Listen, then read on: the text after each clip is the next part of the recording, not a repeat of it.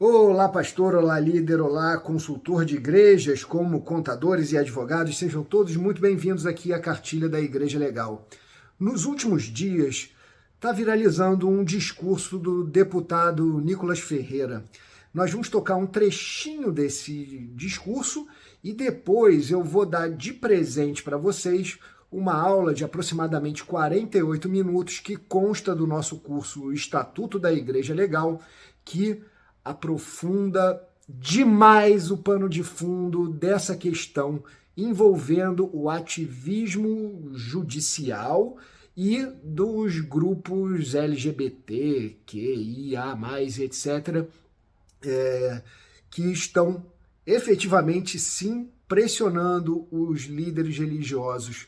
E eu vou explicar tintim por tintim o que está acontecendo e como proteger e blindar, de certa forma, até mesmo a tesouraria da igreja, botando também algumas dicas até de ordem prática em relação ao estatuto da igreja. Confiram o vídeo, por favor, vocês vão gostar. Hoje eu fui condenado na justiça a pagar uma multa de 30 mil reais por conta de corrupção, dinheiro na cueca, por conta de tráfico? Claro que não, porque eu chamei um trans de ele. Eu sabia que esse dia iria chegar, onde a verdade não é mais aquilo que você vê, é aquilo que o interlocutor te impõe. Por que então que nós precisamos defender essa pauta? Porque no fim das contas eles não estão atrás de mim, eles estão atrás de você. Porque se eles conseguem amordaçar, calar, tentar desencorajar um deputado que possui imunidade parlamentar, o que eles não irão fazer com você, pastor?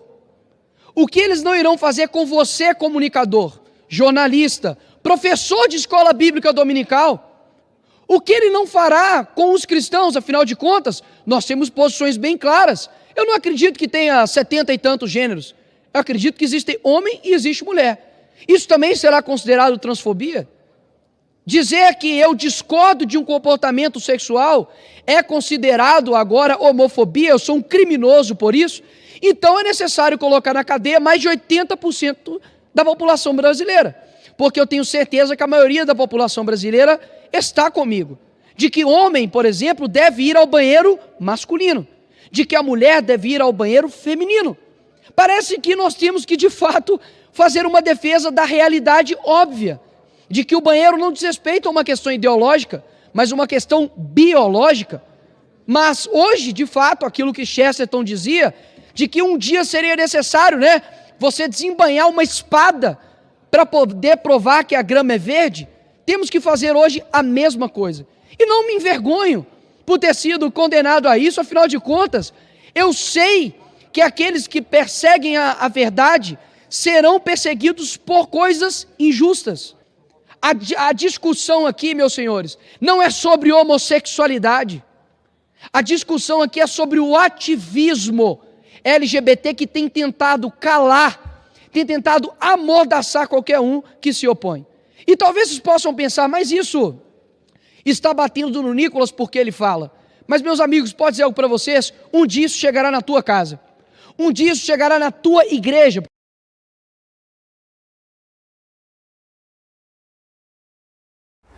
Um assunto que sempre está presente nos estatutos das igrejas são os requisitos para a admissão de membros, seus direitos e deveres.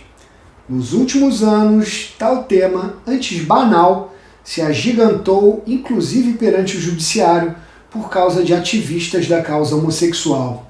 Em setembro de 21, os grupos de WhatsApp de pastores repercutiram a decisão de um escrevente autorizado do Cartório do Registro Civil das Pessoas Jurídicas de São José dos Campos, em São Paulo, que indeferiu o registro do Estatuto Organizacional da Igreja Apostólica ELIU, porque o seu artigo 3º diz que a igreja não membra nem realiza casamentos homossexuais. O escrevente, é claro que isso deve ter contado com a anuência do titular do cartório, considerou o Estatuto da Igreja incompatível com a Constituição Federal. Alegou que o inciso 3º do artigo 1º apregou o direito à dignidade da pessoa humana e a prevalência do inciso 4º do artigo 3º da Constituição. Vamos ler? Artigo 3º. Constituem objetivos fundamentais da República Federativa do Brasil. 4. Promover o bem de todos, sem preconceitos de origem, raça, cor, idade e quaisquer outras formas de discriminação. Permita-nos algumas considerações iniciais antes de entrar no assunto.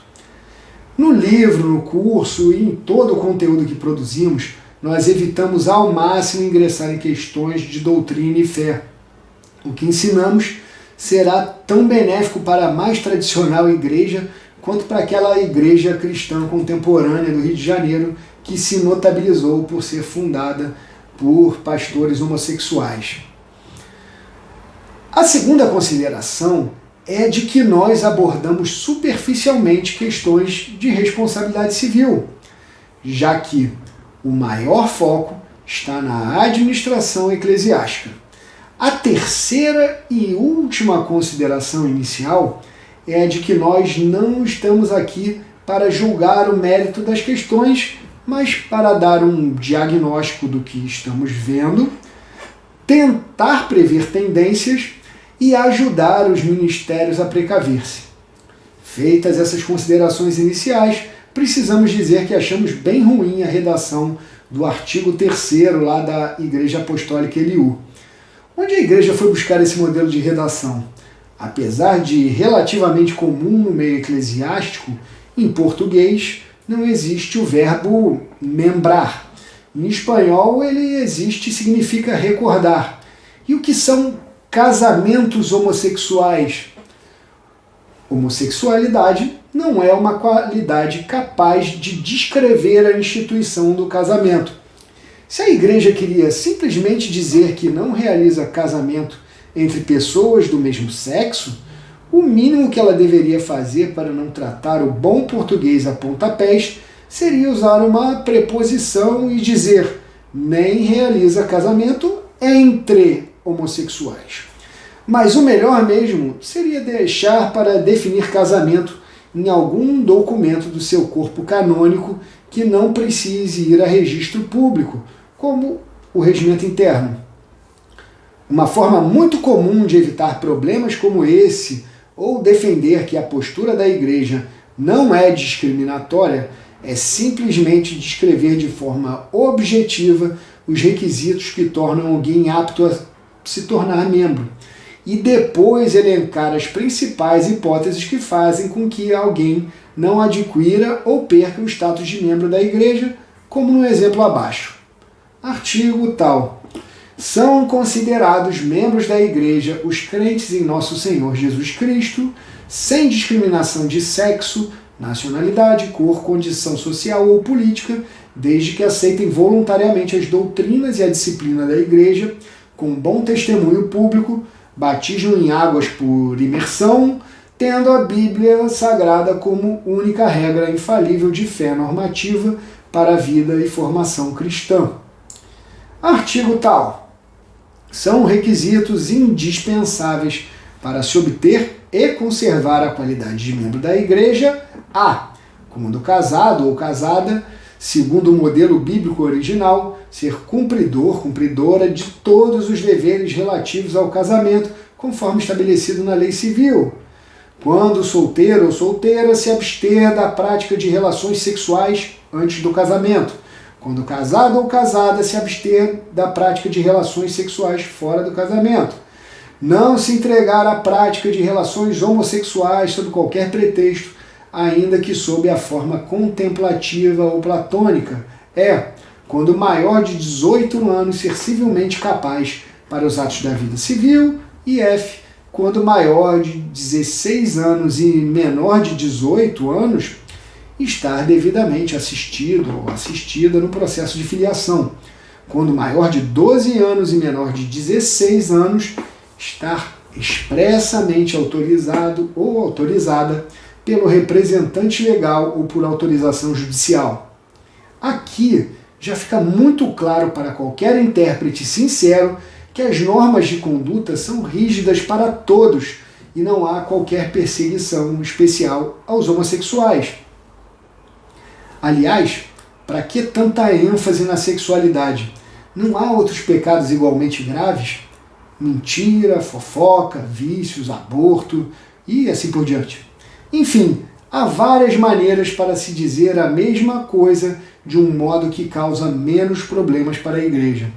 Como regra geral, ao deparar-se com alguma questão mais sensível, a igreja deve focar em combater o pecado e evitar adotar posturas vexatórias para o pecador, como a repreensão pública de algum membro ou frequentador durante o culto.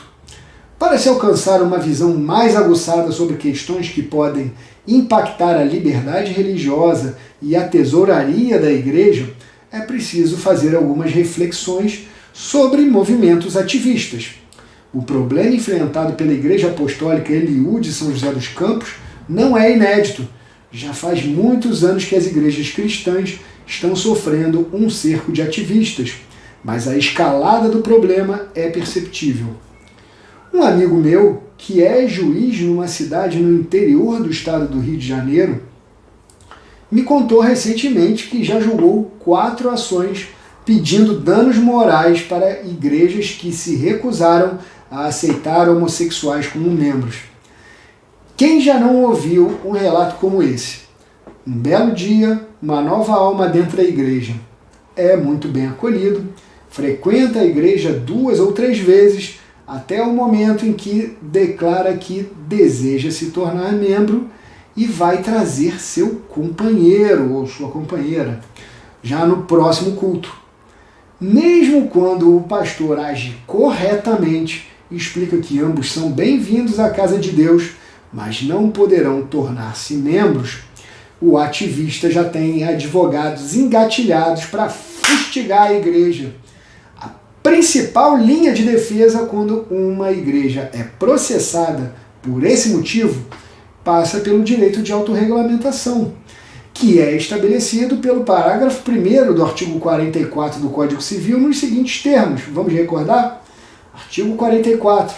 São livres a criação, a organização, a estruturação interna e o funcionamento das organizações religiosas, sendo vedado, ou seja, proibido, ao poder público negar-lhes reconhecimento ou registro dos atos constitutivos e necessários ao seu funcionamento. Aliás, essa é uma razão fundamental pela qual é tão importante que as regras sobre a admissão e exclusão de membros sejam endereçadas de forma adequada, preferencialmente no Estatuto Organizacional da Igreja, embora também possam ser tratadas em outros documentos do seu corpo canônico, como o regimento interno. Voltemos ao problema enfrentado pela Igreja Apostólica Eliú de São José dos Campos. Circulou naqueles grupos de pastores um parecer jurídico de 20 laudas do Instituto Brasileiro de Direito Religioso, o IBDR. Esse parecer é quase um resumo do livro Direito Religioso, Questões Práticas e Teóricas.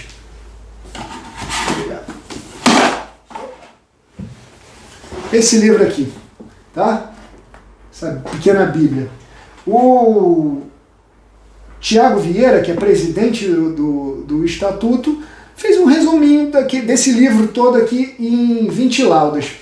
Tá? Mas, por melhor que seja e por mais que nós concordamos, não vamos dourar a pílula, porque você pode até ficar impressionado com tudo que foi alinhavado ali, com os tratados internacionais que o Brasil é signatário, como o Pacto de São José da Costa Rica, a Declaração Universal dos Direitos do Homem e do Cidadão da ONU e etc.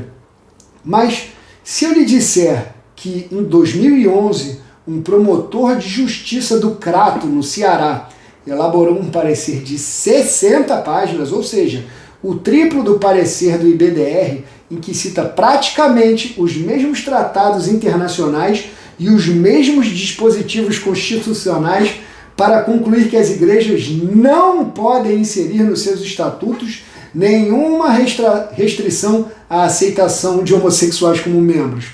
Esse outro parecer também está disponível na íntegra aqui na área de alunos. Deu para perceber que o problema é muito mais profundo e não se resolve simplesmente balançando um papelzinho rabiscado, como adoram os juspositivistas? A verdadeira arena de embate mora na filosofia e, infelizmente, precisamos lhe contar que, na estrutura do Estado, a cosmovisão da igreja cristã parece um bêbado apanhando de 5 seguranças de casa noturna.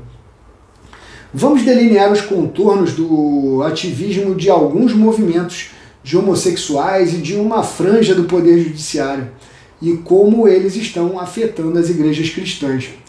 Com base na Bíblia Sagrada, a grande maioria das igrejas cristãs enxerga no homossexualismo um grave pecado. A exemplo de todo ato, palavra ou pensamento relacionado ao sexo fora do casamento. A moralidade presente no verbo é imutável e não está nem aí para as agendas que as propagandas de fast food ou de artigos esportivos queiram promover, como a poligamia ou o sexo livre.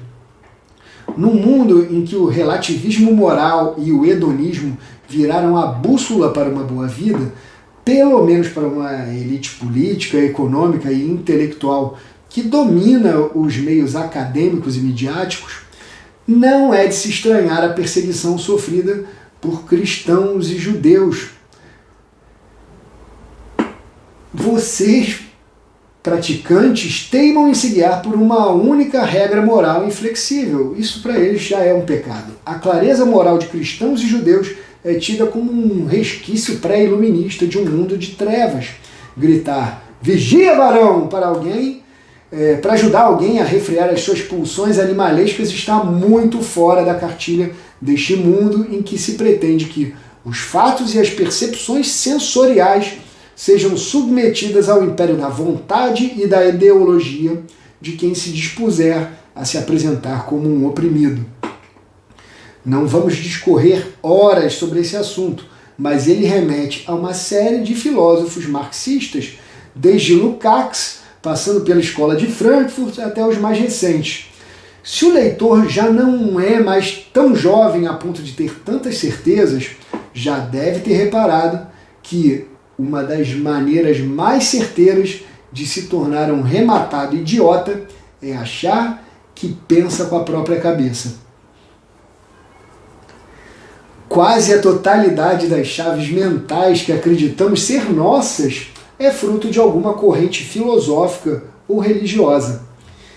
Quer tenhamos consciência disso ou não, somos seres sociais moldados por uma vasta gama de possibilidades disponíveis num amplo mercado de ideias.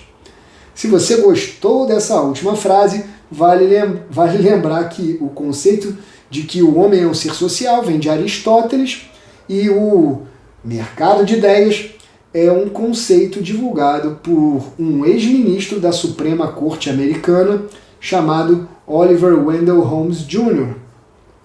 Só que a maioria das pessoas não se preocupa em fazer uma busca, vamos chamar assim, arqueológica das origens das ideias que acreditam ser suas. É por isso que é fácil achar umas bestas quadradas repletas de soberba e pessoas muito estudiosas que costumam adotar a sabedoria socrática resumida no clássico "só sei que nada sei". Nesse curso aqui, nós aprofundamos as razões pelas quais a cosmovisão da igreja cristã está perdendo a batalha e tem pouca força no judiciário. Isso acaba passando por uma técnica chamada de enquadramento, em que algumas correntes de pensamento, como o direito natural, o conservadorismo e o libertarianismo, são prontamente taxadas como algo extremista que não merece ser debatido.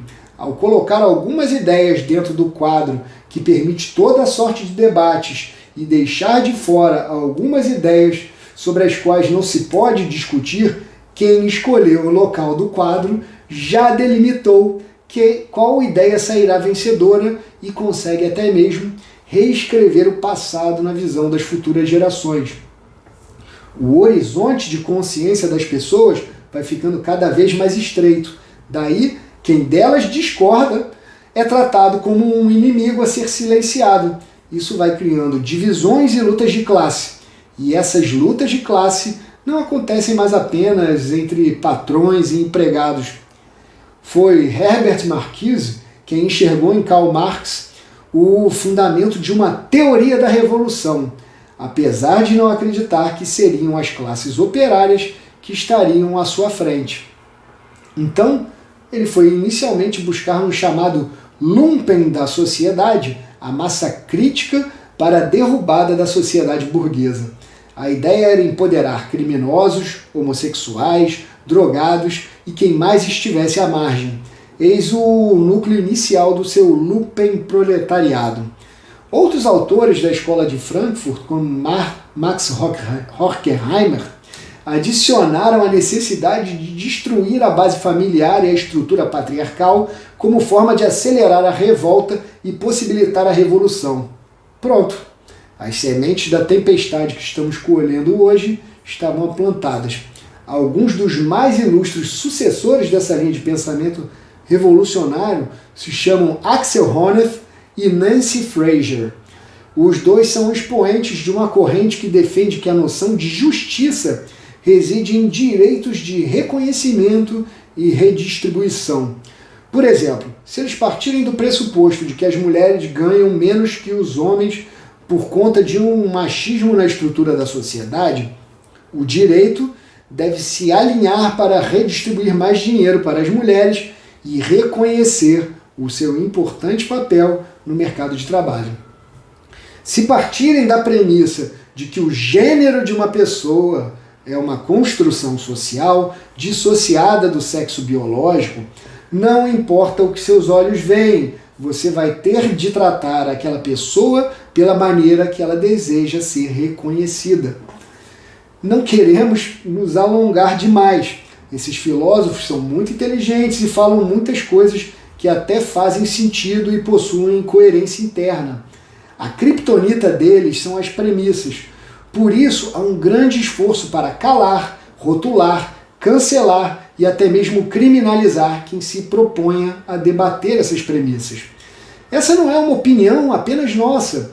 O editorial do jornal O Estado de São Paulo, de 1º de outubro de 2023, que não pode ser acusado de simpatia pelas pautas cristãs ou pela visão de mundo daqueles mais alinhados à direita, tocou nessa ferida com as seguintes palavras. Vamos ver?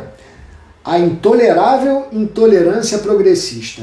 Está em curso uma campanha, em boa parte promovida pelos integrantes do executivo, do governo Lula, de discriminação e, no limite, criminalização das pautas de direita, como se a disputa entre progressistas e conservadores fosse uma batalha existencial da civilização contra a barbárie.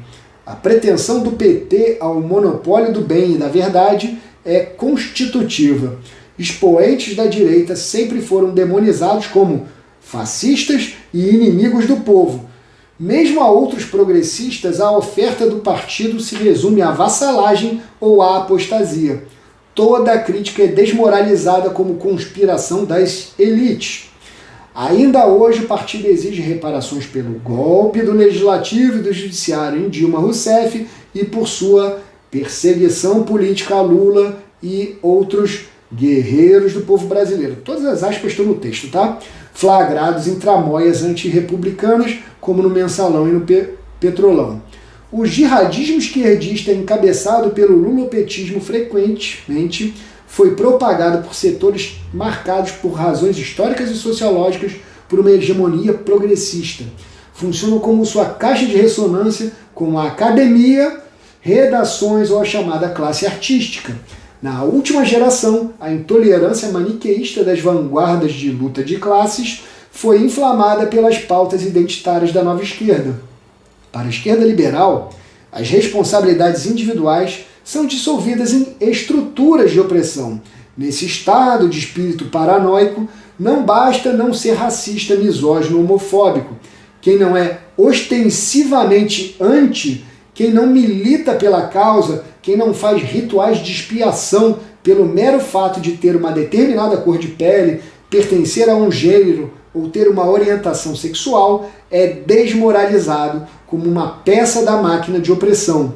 A política é submetida a emoções tribais e quem questiona a pureza ideológica dos redentores deve ser disciplinado punido ou mesmo eliminado do debate público por tribunais midiáticos e campanhas de cancelamento.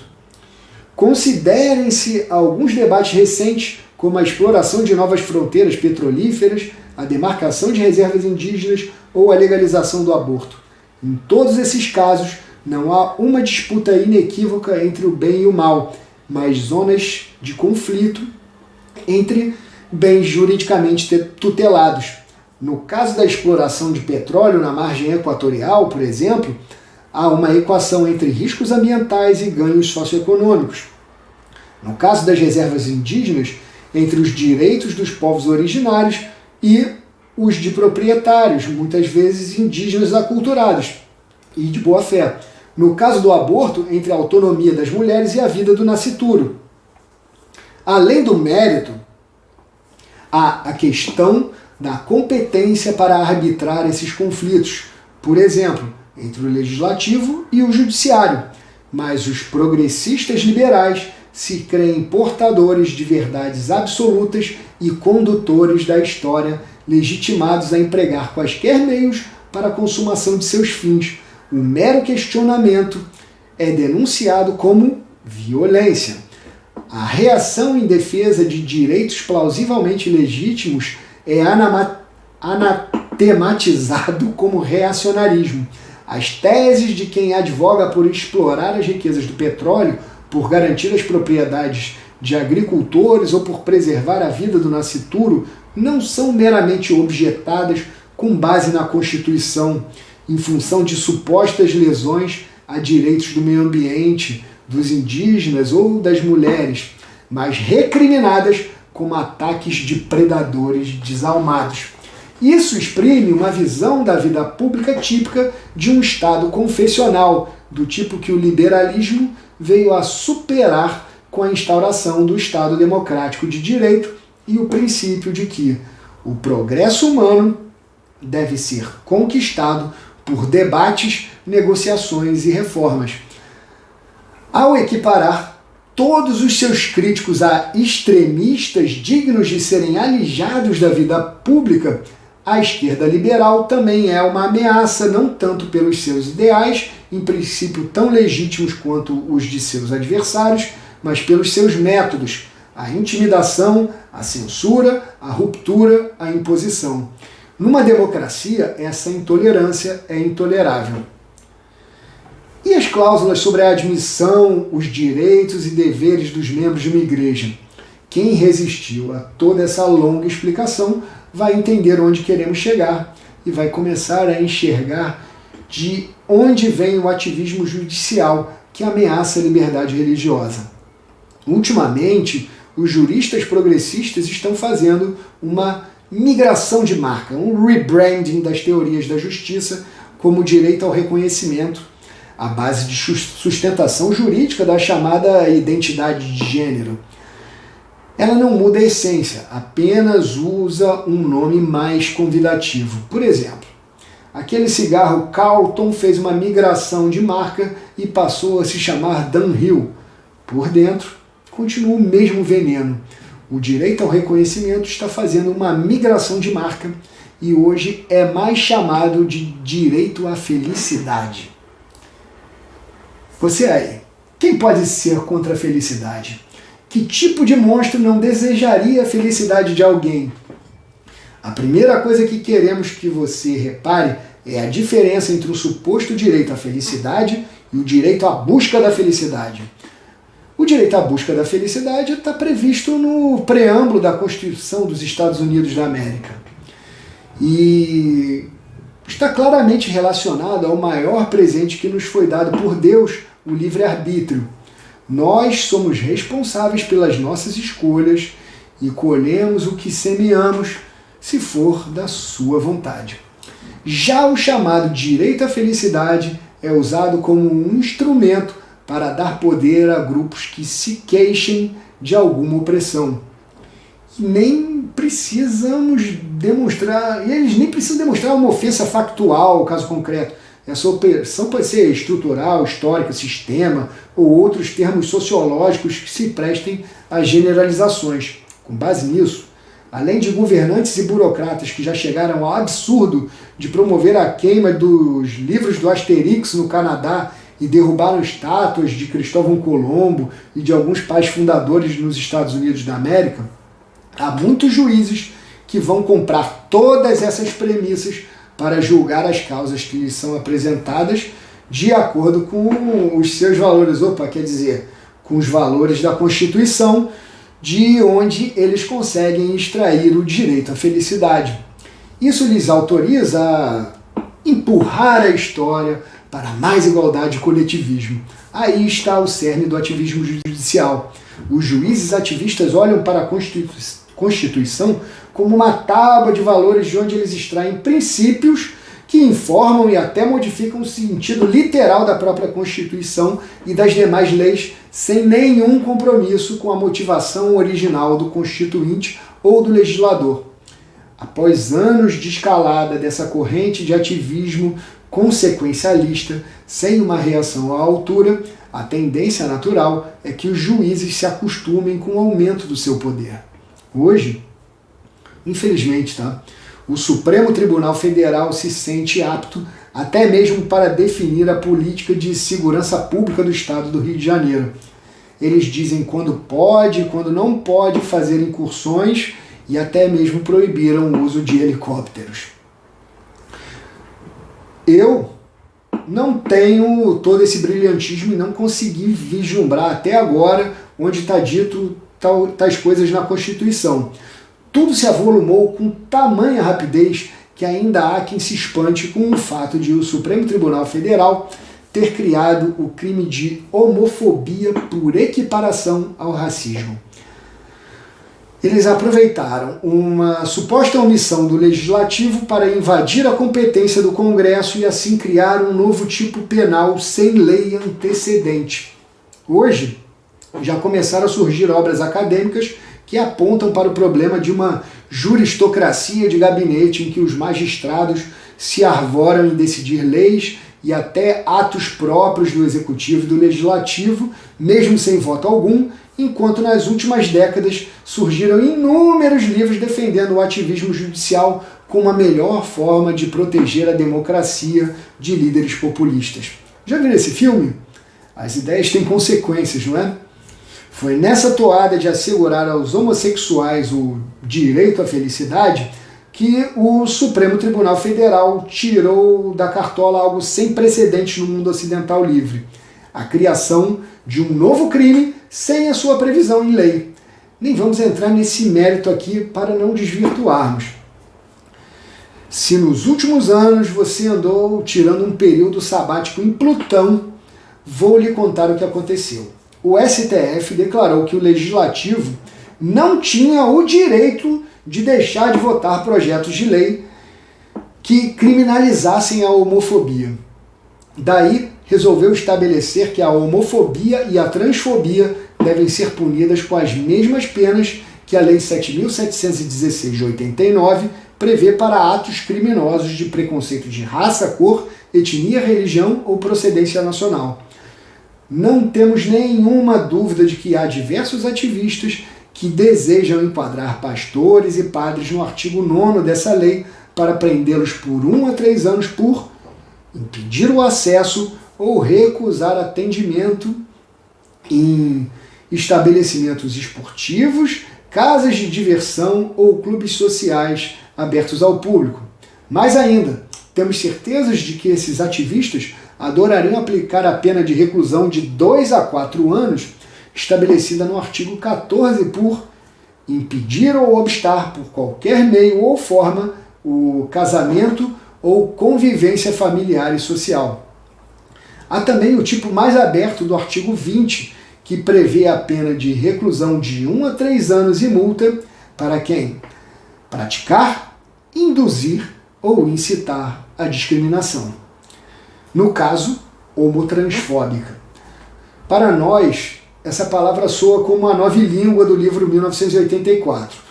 Se você é um líder espiritual que defende um patriarcado cisgênero, heteronormativo e cristão, saiba que a sua conduta soa imoral e ilegal para muitos promotores, defensores, juízes e grupos de pressão.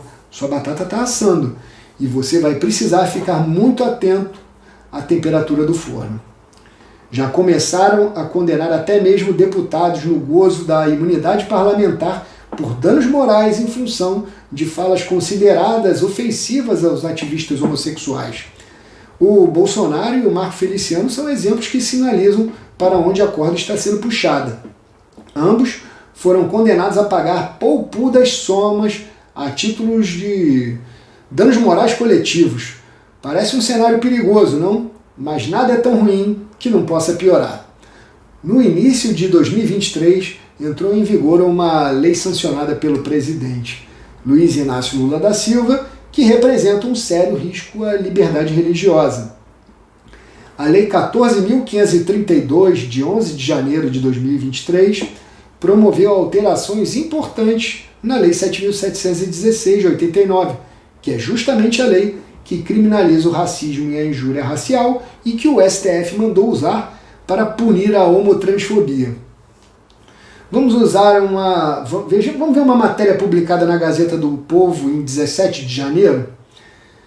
Restrições a artistas e religiosos. Os impactos da lei antipiada que equipara injúria racial a racismo. Por Gabriel Sestrem. O presidente Lula sancionou em 11 de janeiro uma lei que equipara a injúria racial ao crime de racismo. Com isso, falas que contenham elementos referentes à raça, cor, etnia ou procedência nacional, entendidas como ofensivas por pessoas ou grupos considerados minoritários, passam a ser imprescritíveis e inafiançáveis, assim como já ocorria com o crime de racismo. Com a nova lei, que referenda a decisão de 2021 do STF no mesmo sentido, a pena para injúrias raciais também aumenta. A punição máxima, que era de 3 anos de prisão, passa a ser de 5 anos. Com a sanção da norma, outros dispositivos foram acrescentados à chamada Lei do Racismo, que, segundo fontes ouvidas pela Gazeta do Povo, representam riscos à liberdade de expressão. O principal deles é enquadrar como crime de racismo a contação de piadas sobre quaisquer grupos que possam ser considerados minoritários.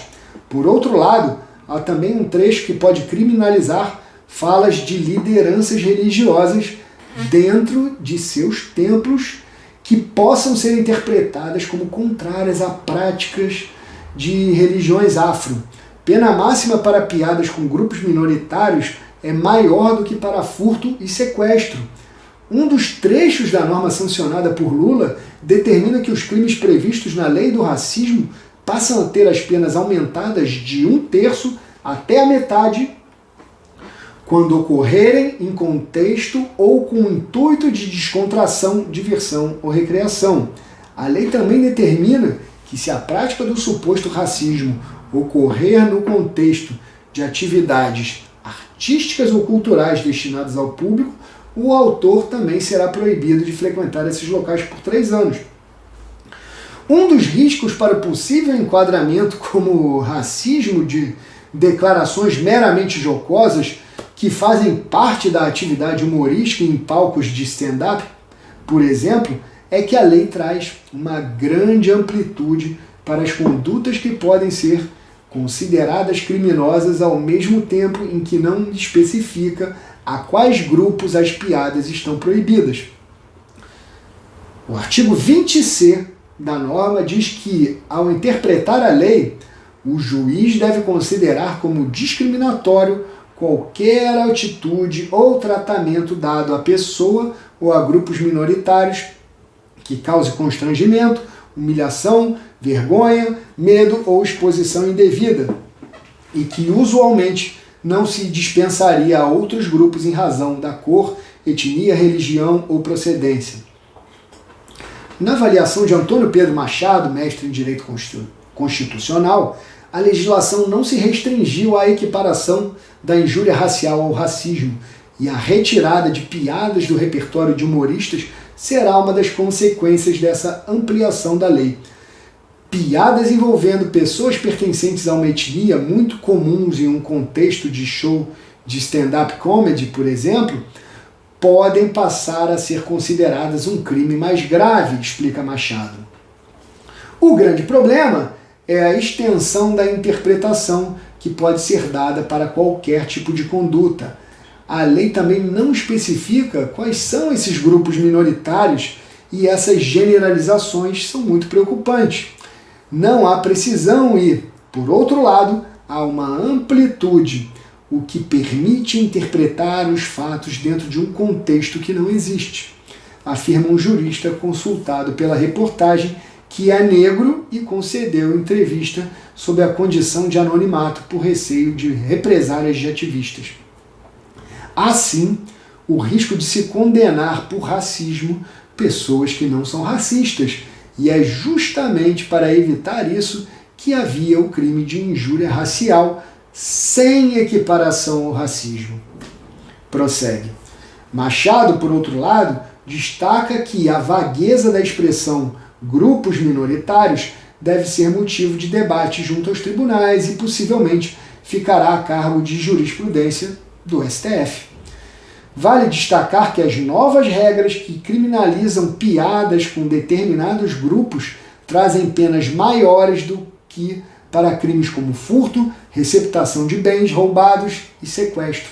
Além disso, o fator da imprescritibilidade, isto é, os crimes não prescrevem com o tempo, aplicado a essas condutas, não é empregado nem mesmo para homicídio e estupro no país. Em outro trecho, a norma expressa que se a prática do suposto racismo ocorrer no contexto de atividades religiosas destinadas ao público, o autor será proibido de frequentar locais destinados a práticas esportivas, artísticas ou culturais por 3 anos, além da pena de prisão, que pode chegar a 5 anos. Na avaliação das fontes ouvidas pela reportagem, a medida pode criminalizar declarações de líderes religiosos cristãos que falem em seus sermões contra práticas oriundas de religiões afro. No limite, pode haver esse tipo de interpretação e vir a proibir um pastor, por exemplo, que diga qualquer coisa nesse sentido, explica Machado. Se um padre ou pastor fizer algum comentário que envolva práticas de religiões afro numa homilia, palestra ou pregação, corre o risco de ser enquadrado nessa legislação. Isso vai colocar principalmente os evangélicos em uma situação complicada. Vai haver uma limitação cada vez maior à liberdade de manifestação de opinião, complementa o jurista que falou sob anonimato.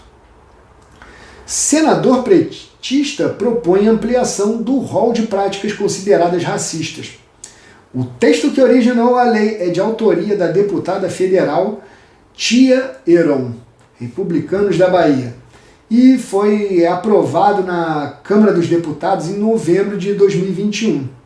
A proposta da deputada era tipificar o crime de injúria racial como racismo quando cometido em locais públicos.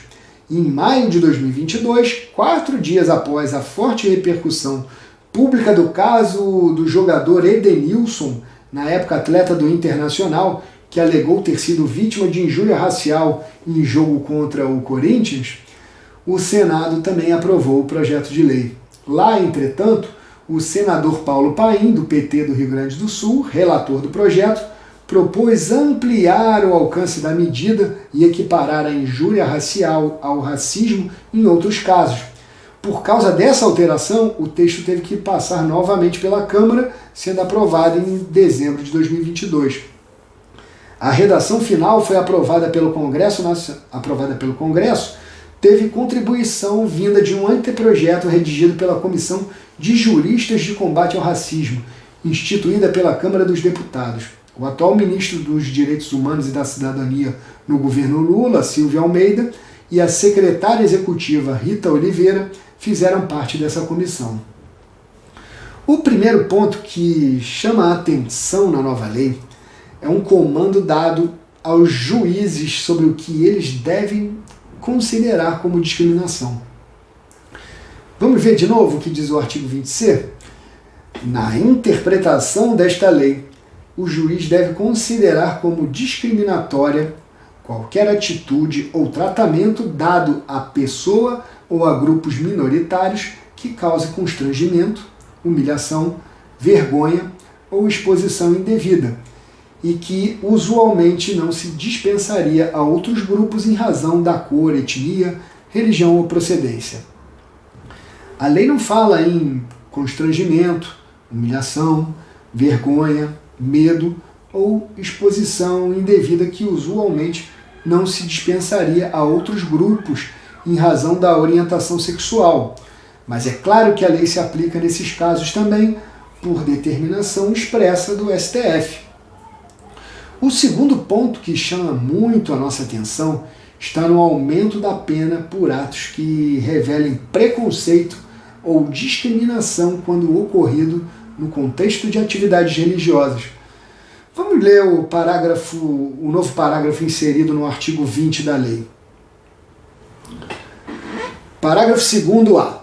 Se qualquer dos crimes previstos neste artigo for cometido no contexto de atividades esportivas, religiosas, artísticas ou culturais destinadas ao público, pena, reclusão de 2 a 5 anos e proibição de frequência por 3 anos a locais destinados a práticas esportivas, artísticas ou culturais destinadas ao público, conforme o caso.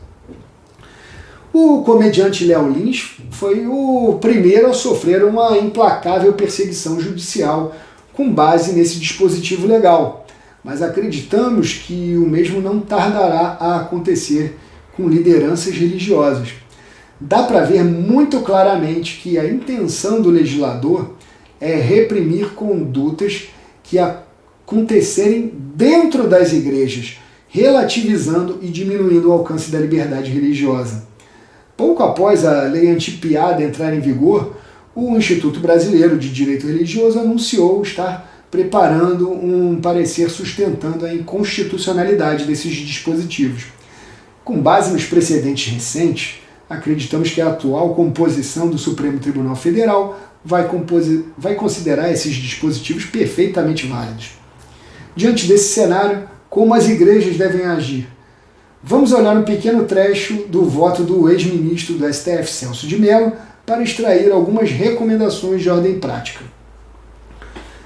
A repressão penal à prática da homotransfobia não alcança nem restringe ou limita o exercício da liberdade religiosa, qualquer que seja a denominação confessional professada, a cujos fiéis e ministros, sacerdotes, pastores, rabinos, mulais ou clérigos muçulmanos e líderes ou celebrantes das religiões afro-brasileiras, entre outros, é assegurado o direito de pregar e de divulgar livremente pela palavra, pela imagem ou por qualquer outro meio o seu pensamento e de externar suas convicções de acordo com o que se contiver em seus livros e códigos sagrados, bem assim o de ensinar segundo sua orientação doutrinária e ou teológica, podendo buscar e conquistar prosélitos e praticar os atos de culto e respectiva liturgia, independentemente do espaço público ou privado, de sua atuação individual ou coletiva,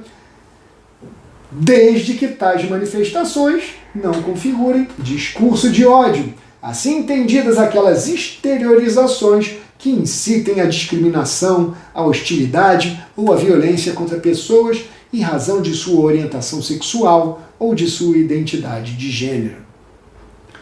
Se nós pudéssemos resumir esse trecho em poucas palavras, diríamos que os ministros podem continuar a pregar contra o pecado, mas devem tomar muito cuidado para não incitar a discriminação, a hostilidade ou a violência contra homossexuais.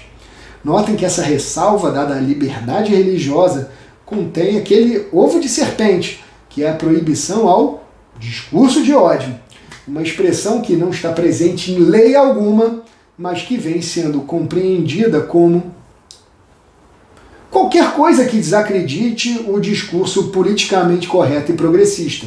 Se você está atento ao noticiário político, já deve estar desconfiado de que certas autoridades têm se utilizado de expressões abrangentes e de cunho opinativo como um porrete, a exemplo de democracia, fake news, discurso de ódio e desinformação. Portanto, prudência e canja de galinha não fazem mal a ninguém. Mas nada de pânico. No dia a dia das pequenas e médias igrejas, a situação está mais controlada, porque elas ainda não são o alvo preferencial dos ativistas. Quando você sentir aquela sensação, né, de que a liderança e a igreja estão sendo encurralados para ser vítimas de ações judiciais, nada de desespero. O melhor que a liderança e os atores sociais da igreja têm a fazer é não cair em provocação. Hoje em dia, todos têm câmeras nos celulares. Instrua membros da igreja a registrar situações como a que descrevi há pouco. Para isso, a igreja deverá ter afixado no seu quadro de avisos e na porta, de entrada, um aviso claro de que os cultos e celebrações podem ser filmados e as imagens divulgadas, de modo a respeitar a Lei Geral de Proteção de Dados, a LGPD.